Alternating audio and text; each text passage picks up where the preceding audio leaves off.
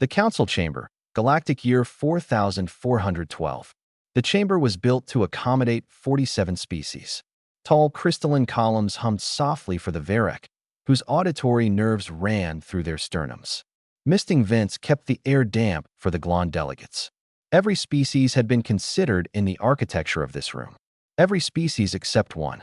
Dr. James Harlow sat in a chair that was 3 sizes too small, his knees nearly touching his chin, and somehow still managed to look perfectly calm.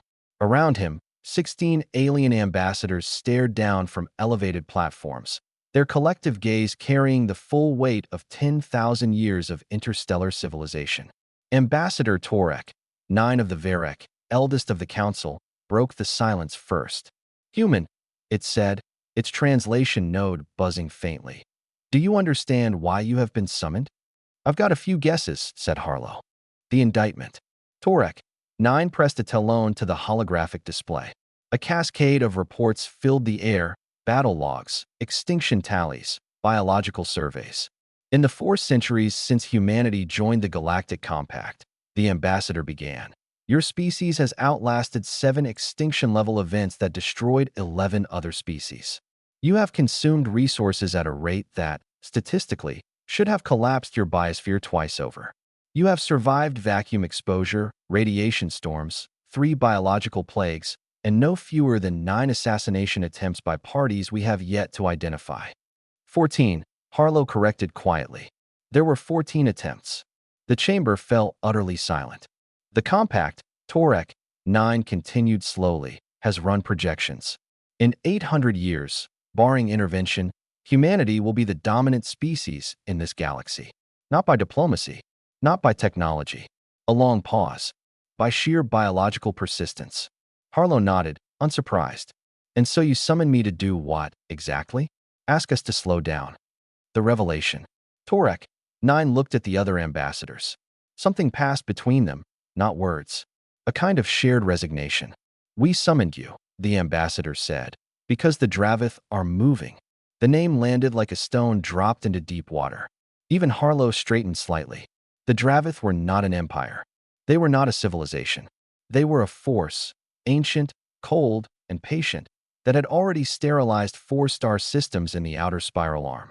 "We have attempted to engage them militarily on 6 occasions," said the ambassador from Glon, its voice like rain on wet stone. "We have attempted negotiation on 3. We have lost, each time, between 40 and 90% of our deployed forces." "Our projections," Torek, 9 said, its translator carrying an unmistakable note of something Harlow could only describe as desperate, "indicate that only one species in the compact has a survival probability against the Dravith exceeding 12%. Harlow was quiet for a moment. Outside the chamber's viewport, 1,000 stars burned cold and indifferent.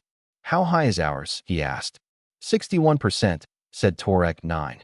"And climbing. Every year you exist, the number rises." The answer. Harlow uncrossed his absurdly folded legs and stood. He was not the tallest being in the room. He was not the most heavily armed, the most ancient, or the most politically powerful. He was just a man in an ill-fitting chair at the edge of the known universe. He looked up at the 16 ambassadors, species that had crossed galaxies, that had engineered suns, that had watched civilizations rise and collapse like tides, and he said the only thing that needed saying. "Tell us where they are." Torek, 9 studied him for a long moment. Then, with the slow gravity of something very old making a decision it had never made before, it pressed the coordinates into Harlow's hand. "Congratulations," the ambassador said softly. "You are now the most lethal species alive. We are very glad you are on our side." Harlow pocketed the data chip, straightened his jacket, and walked toward the door.